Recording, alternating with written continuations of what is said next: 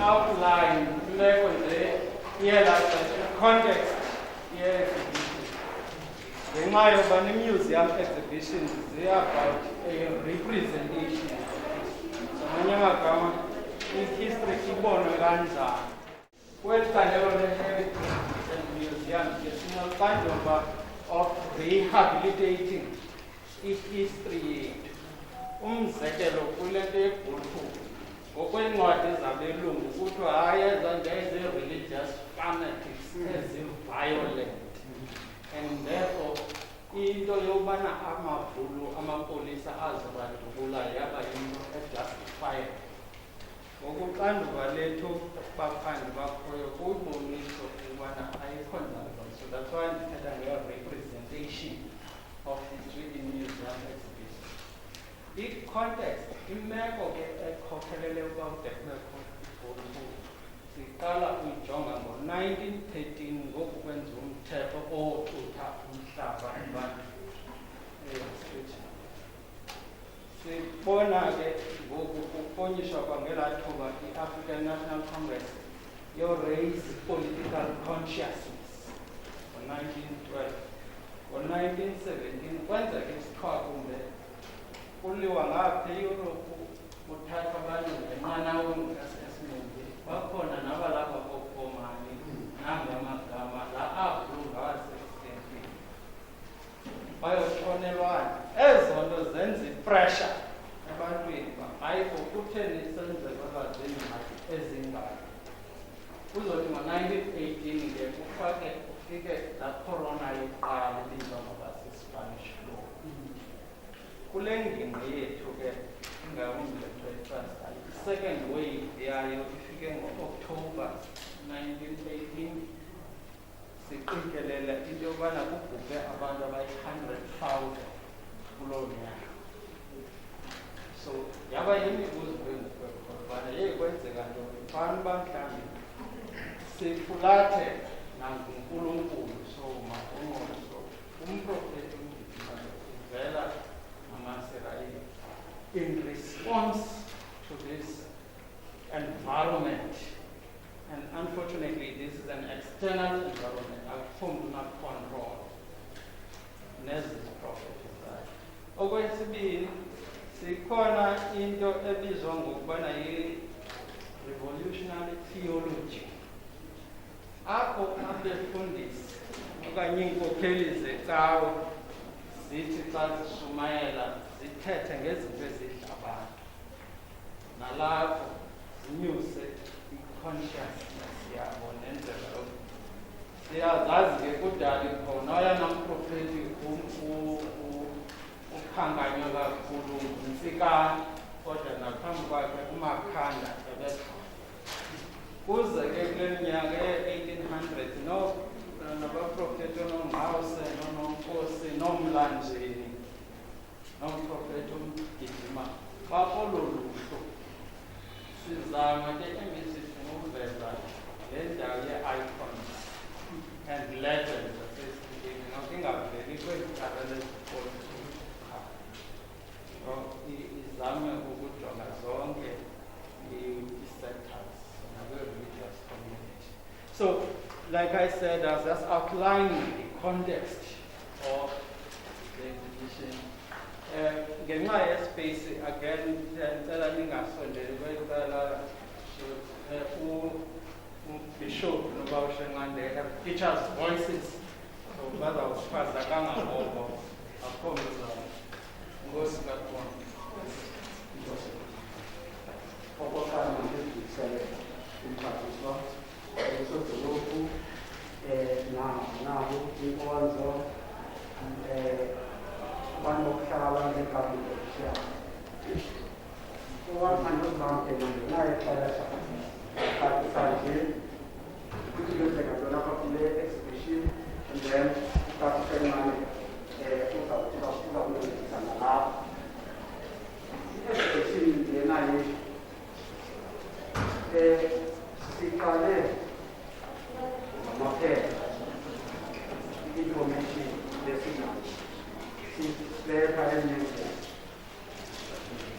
sabona ukuthi masiyizwe bayitelo sokulo exhibition yethu apha ekuqaleni sine-introduction xa kunomba nayiqala ne-introduction ifanele elandelayo ibe yimasaka itself eyesithathu ibe yi-conclusion ze sigqibela ke ne-commemorations basiyakhumbula ekugqibela leka-1970 leka-2017 ihamba ngolo hlobo ke i-exhibition yethu abantwana besikolo xa lisiya pha emuseum nihambe nayo kodwa kondicacisanga xa uyibamba kakuhle ne-assignment yakho uzokwazi uyibhala xa ndiqala apha sibeke apha iimbadada ezi kuba sibonisile ukubana unxitywa njani kwasifayile kwakunye neziya izinto kwezamerican uba ngabantu abanjani amasifayile abantu banjani ngabantu ke abazenzelayo izinto baphila bona ngokuzenzela izinto ngezandla kuloko ke sibeke ezi mbadada sibonisa loo sibe nelgo umntu ke bedonethile utheke nelkaba utshaza owahlukana nalo ngenyusini nimamele bantwana besikolo utata uCharles ke ibrada kabawumlili kabishop u-ENOCH MGIJIMA yena uhleli apha kwesi situlo nolapha phakathi ukunye apha ekuqaleni no-evangelist u-S. Masinisa ibe nguTrust ke uCommander Charles MGIJIMA and Elder Philip Mhlaba lokwesithathu utata uCharles MGIJIMA yena waswelekela eKimberley wakhona eKimberley namanye amadoda insurance zezinye izinto ekufuneke esiphinda sizijonge njengoba sinamhlanje okokunye kubekho le foto kukho le foto usefama apha ngumnikazi wefama ungo-1921 apha kukho izinto zimhlophe enizibonayo apha ngabantu apha emva kwebhuluku mahlala le fama i-opposite esayithini phaya entabelanga le monument opposite esayithini kukho le fama phaya phambili phaya zingingeni kukho enye i-mass grave phaya i-mass grave yona eyenziwe ngamabhulu ngabelungu namajoni namapolisa ejubula ulutsha lwakwaSirayeli ulutsha lwakwaSirayeli lona baludiploywe kule fama to safeguard abantu abafundi apha kwivillage ngoba amapolisa esizaga esuka ngasePrinceton alele apha ke amaqhawe alulutsha lakwaSirayeli leli ke kuthiwa yimbokothebomvu eladlaka ke phaya yi-mass grave kodwa ke alikanjiswa kakhona njengeli alika-athenda alikanjiswa zezinye izinto ngoku sasilenela kwemisebenzini commemoration esasisithi xa siyigqoke 100 years sawuke sithi uyijonge lona kodwa ke ixesha liphelanga lena i-architect ekayeni eyadonethwa ngu-Mrs. Lam yona ke ibhilonga kwi-Queenstown Rugby Association idolophu nedolophu ibine-association yabelungu abamemile wonke umntu onomntu ebebhilonga kwi-association so apha-Queenstown lesine-Queenstown Rugby Association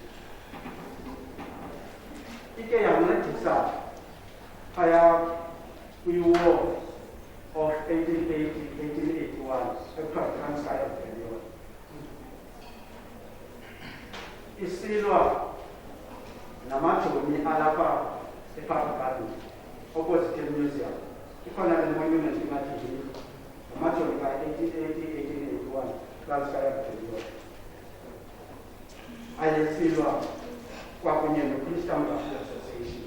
Ayesilwa no chief declare, no chief store. It belongs to the Christian Association.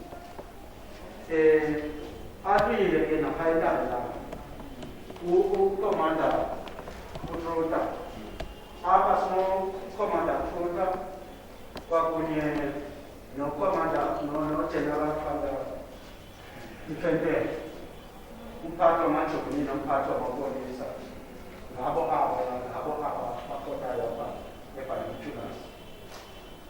Ukomanda utrota wacela ujaji ngaphefundisa bamakayiforce phaya entabelanga namajoni abo. Ujaji uphumele i-Christian Association yosetlisha phaya endleleni fana ready to accept ama-Australian. Yena i-artifact ento zasemuseum esithi zii-artifact leya i-artifact ikeya ikeya yemithetho elishumi inescroll phambi phakathi semithetho elishumi nayo yayithathwe ngo-1921 ngabelungu kwagcinisa eAfghanistan museum. Uba ke ngoku izofumaneka ngo-1994 after uMadiba ethe took over as a president kwangukufumaneka ama-Israel ayifumana ke ayithatha iyobe leya azanayo phaya noba ukoko uye nalapha uba ukoko wayena-16 years ngela xesha lebhulukumasaka ngo-1921 kodwa le foto sibonayo una-71 phaya ifoto uthathele phaya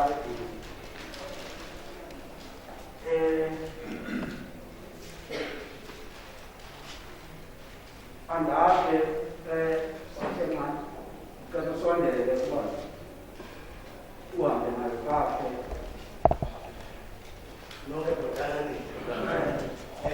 Sethethile iphathi. Simbalo nje umuntu le ifoto ukuhlobo amajoni ayilandelayo suka kukhumule showgrounds. Le ilandelayo useBhutule sebelelo bomkhulu ayilandelayo.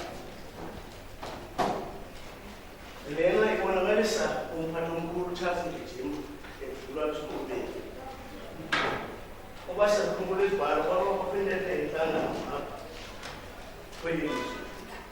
Exesha likaMoses yintente yenhlangano le yayikhona entabelanga exesha likaMGIJIMA. Ngomdala owayezama unegotiate namapolisa namajoni before imasaka. Utata uKekana lona wayengumdala lost 4 family members. Ukubanga ukaba umlindi apha entabelanga. Apha ilento kwakuthiwa yi-community houses entabelanga. Lento ke inkonzo yakhona seyinokuyo yayizizindlu enikwe emvume ngo-1980 uba makakhe kwakhiwo. Eli linto elithi Hall Street no-Admittance kwakuhlala utata uCharles mkhulu owayengumthetho wayengumdala kunye notata uSheki emzileni owasweleka sezishumi. Le foto nguMakelo Masiza ngiva kuthethwa ngombaya apha enkonzweni noNhloko noMsilankomo. Abo bantu babeze noMasiza apha kwaSirayeli ukuze babe ngamaSirayeli. They owe us a lot abo bantu. Utata uPhilip Mhlabane Utata uPhilip Mhlabane ufundela ukuza kwa umlindi uba yabuzaliseka neli lizwi ibhalo kwiScripture athi ucela mphathela amanzi wayisebenza useqala ngoba le nto ibuzwa ngumhlabane ile izakwenzeka kuye.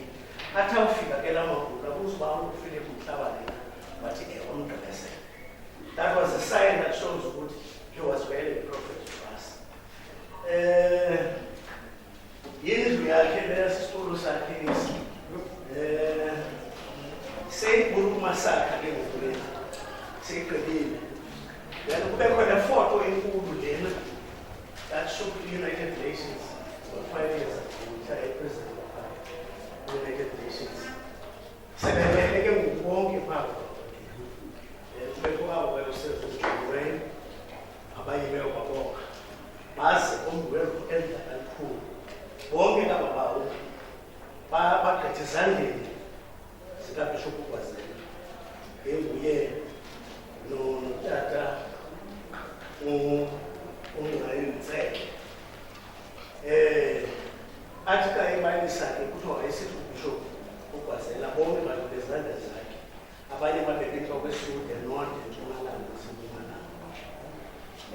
Size ke ngoku kule ifoto utata uEdgar Mpumathela lo wayengumqambi walapha eBhoqo Qombola. Ubani ungumuntu ethanda imbali research kwabishop usiza ngomnye owadutulwayo 16 times apha emzimbeni wakhe and he survived the Gulu massacre and he died about 20 years later. Asuka apho masirayi apho ndithethe enye ndawo ahamba ungaba phaa. Unkosikazi ke lona katata uSamuel Msiza ifoto yakhe njena sidokethe emuva because ngaba bantu bafikayo apha behamba nomathaka behamba kunye noFelix Mhlabane ba-witness ukuba sizithuka MGIJIMA ngabantu bakulonto abayiqala nomGIJIMA inkonzo apha nje bengumprofeti nethunyiwe wayengekabhaptizelwa wasukile wayichazula uyenisipha kulonje ihistory esuka nayo ngaphaya eGrahamstown. Ngabo abantu bokuqala abafundisi bokuqala senibona ibandla ngaka lisuka phaa kwaMasisi ngabantu ke aba-straight when it comes to religion yalapho kuzo. Ngabula ke le nto ndizakuxela yona ungayibambi kakhulu wayidla ngokuthi uba umkhulu ngoko walalayo utata omfana wakhe athi uba uxoka kakhulu umama uzawuthanda ungasola kuthetha inyani wawumlindi ke lowaungaphaya 100 years sithiwa le ebhaso lalabhena uKhresani no-ANC. And then ezinye ifoto ezi zifoto but I want to highlight one person out of the photo. Masiqale kulena kulena ifoto lo tata lapha ekuqaleni utata uTamani eXhego elalinguthe bomvu waba nethamsanqa wafika apha enkonzweni kuthiwa hayi inkwenkwe olukela phayela khona esoluso ngomleliswayo eqala kwakhe utata uPhandile usaphila yena umzukulwana wabaPhandile susuka nakubhodala I think una-84 apha phakathi ngutata uMagala bawukhumbula abantu besabatha phaya ungqina umuntu okufungwa uMagala ngumolakazi wakhe lo ngabantu bakulonto ke apha wandele kwamlambo yena. Apha ke banemazulu kuthiwa ngutata uParaka uMbonde yiye lo esemtsha ndinethi phambili intloko ke lo lena ifoto nguBishop Sethi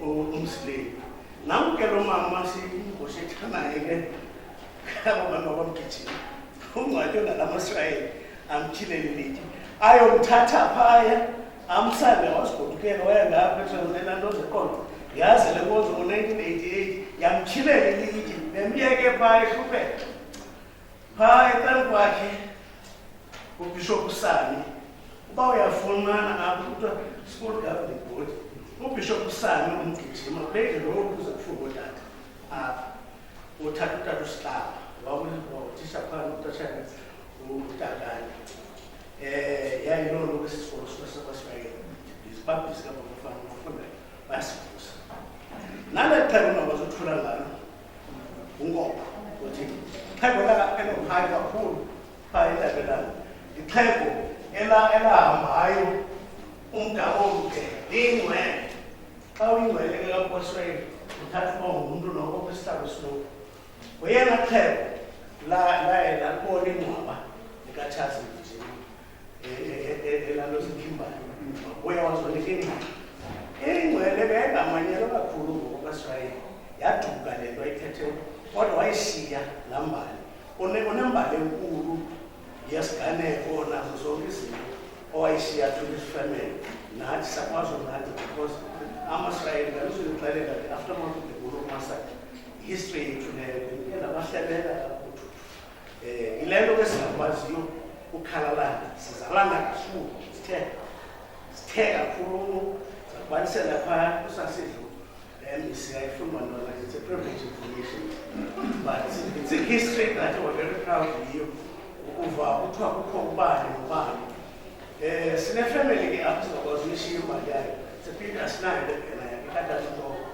utatuhloko was a historian imali because utata wakhe uthethwa ngetyayo ucebano nje ayolanda utata unemanstrift ityayo leyo ucebano wayengunobhala umuntu ofika wazi unyana wakhe kuthiwa utitiyo usandawulala wayikhupha imali ebethi ke MEC xa ibalisa unganawuze ulala bengawena spend ukusiva xa ibalisa ayithethi ngathi wayephaya kodwa uyawuphoswa tonight because wayinikezela umbanguludoko sesiyahamba naloo trend ngombanguludoko eyinikeza so wena usimisishe ibhena yakhe ngenxa yecontribution otherwise omnye wethu wayenembali eninzi enxanekusa kugqibezela nje kwendini uba seyibona le foto yena ngamasirayeli lexeshana kwenza imasango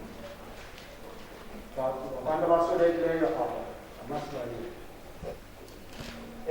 amasirayeli ukwenza le-mass grave 34 days ukwenza le-mass grave uba sayibona lena ifoto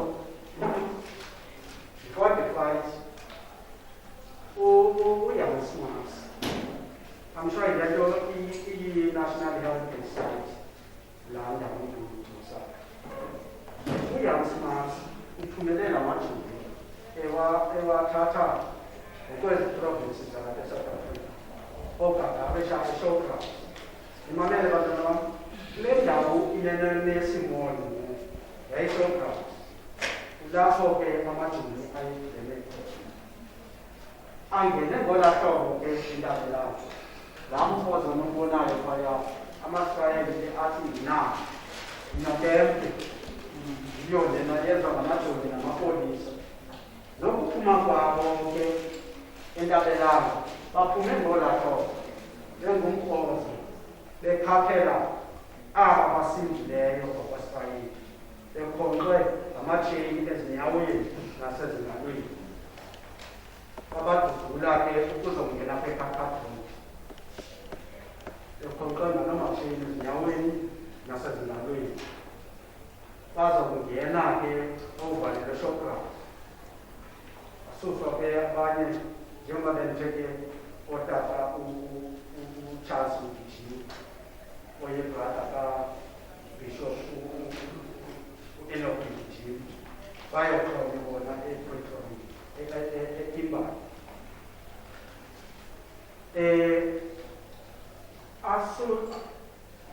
amasirayeli asuswe intabelanga enzelwa lenkonzo engamushi kwenzela uba amsho amakhulu abelungu babefuna bekufutshane apha bangakhonzele apha banikwa nesayizi uba umlimi ubishop banikwa nesayizi na into edibanisa amasirayeli ke ne-ANC yile nto uba ngo-1956 idelegation eyayisepretoria yayogqitha phaya bawumlimi phaa entabelanga 1956 iQueenstown abelungu bathi iQueenstown was in 1853 mamele bantwana bam kodwa abantu balapha abahlala ngapha kwalo mlambo koomanyazeli abantu abamnyama bathi bona niyakosisa Ifike sila iQueenstown ayiqali ngo-1853. Iye yangenelela ngekhampeyini zayo i-ANC. Yaze yathi, let's take our conference, national conference, i-consultative conference to Queenstown. Yayibanjelwe ke ngapha e-Showgrounds, kule ndawo lena lesimone. Umprofeti u-ENOCH MGIJIMA uthumele abodade abakhulu balapha kwaSirayeli uba mabaqhube inkomo bayise to that conference eQueenstown. Imessage yakhe ke yayisithi sinani ngokomoya njengoba nina nimtyhiliza kwenyama. Nimamele nisibantwana bam. Ndifuna nibe nayo le link between uMasirayeli ne-ANC kwakunye nesithathu salapha eSouth Africa. Kangoba ibhuluku masaba okanye isehlo esenzekayo is one of the first defiance campaigns salapha eSouth Africa. Ndicinga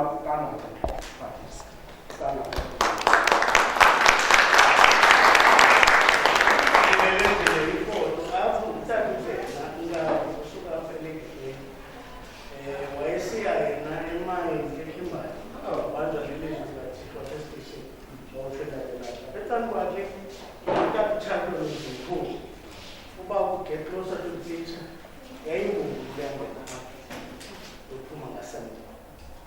Those are the founders. Those are the people who are alive. Okay, yeah, that ngokwehlobo siyayiqukumbela ke ngoku abantu abanemibuzo nemibala ngayithatha. Before that, into ezimbini ezibalulekileyo endibile lozichaza. Kwangonyaka ka-1919 ikhona umbutho kwakuthiwa i-Industrial and Commercial Workers Union. Nawo udlale indima phambili. Into ebalulekileyo ngemibutho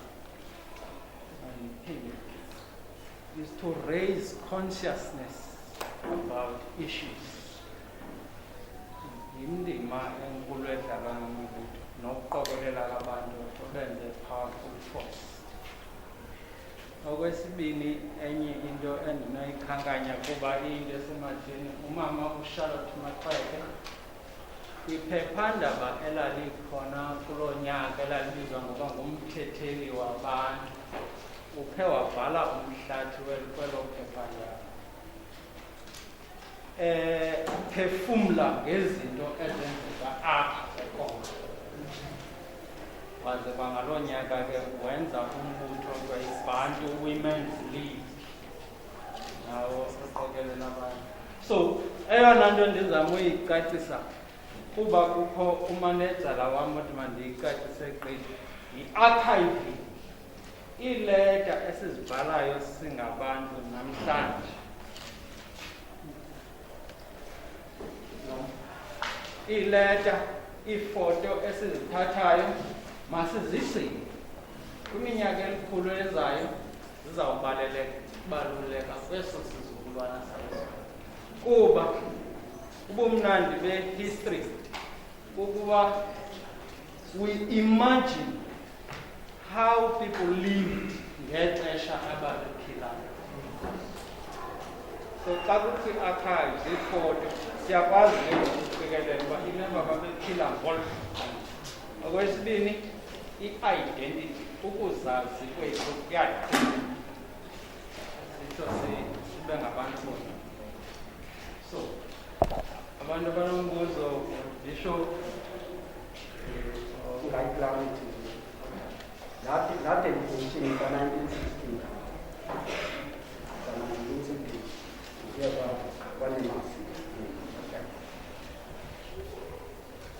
okay. Hayi ke ndinombuzo apha ntloko ne sine i-archive ne-library yethu kuba sispecialize kakhulu thina ngembali yakwaSirayeli. So bengicela nje ubuza okokuba sivumelekile ukuthi sithathe izithombe ukongeza kwela information sinayo. Okwesibini, njengoba sikwiphulo lokubhala ihistory yakwaSirayeli ngendlela yethu, not ngendlela abantu abamhlophe abayenza ngayo, because we are busy correcting i-errors ezenziwa ngabantu abamhlophe kwimbali yethu, and zimpeyinta uba umlindi okanye umprofeti MGIJIMA as a false prophet. Bendicela nje ukubuza uba lo mibuzo mibili. Yeah. Okokuqala cela i-museums zindawo ezigcina lo mba. Ngavuya kakhulu uba ungadoneyitha apha emuseum. Okokuqala ngenxa yesi sizathu. Xa zikwi-public institution njenge-museum, abantu abaninzi bayakwazi ukufikelela kuzo. Xa uyizigcine ekhayeni, bambalwa abantu bazakwazi uzifumana bazo. So le nto yodoneyitha emuseum into yakho e-precious masiyixabise, ngoba uba ngaba asiyenzi i-museums zizosoko zidepict i-history yabelungu because bona bayazidoneyitha. Le nto incinci imask akuyidoneyithe emuseum.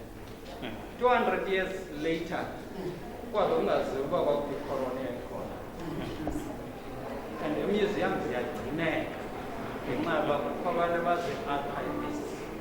Umsebenzi wabo is to preserve le nto ihlale ixesha. I'm sure ungazithatha kwi-pictures nakwi-finance. Ndicinga ukuphuma kwethu abantu babonzo banekhaya. Okunye i-exhibition lena asiyenzanga sona, siyenza nomasipala. Ne-artifacts esiphaya zenziwa nomasipala. So xa funeka sihleli ngembali yakwaSirayeli, into entle kakhulu leyo eyangenisa phambili. I think some first